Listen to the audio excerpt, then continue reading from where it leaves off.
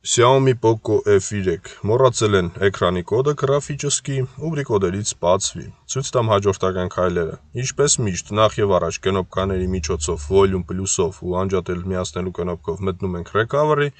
այնտեղից կընտրենք Wipe Data, խնդրեմ երկրորդ պունկտը, Wipe Data Factory Reset, Continue, մի խոսքով հեռախոսը բերում ենք 0-ական վիճակի։ Ու չզարմանաք, եթե դուք էլ իմ նման սպես տհաճ անակնկալ երաստվիք, երբ որ զբրոս տալուց հետո անմիջապես էկրանին մի ակաունտ գրե, հա, դիք Xiaomi-ների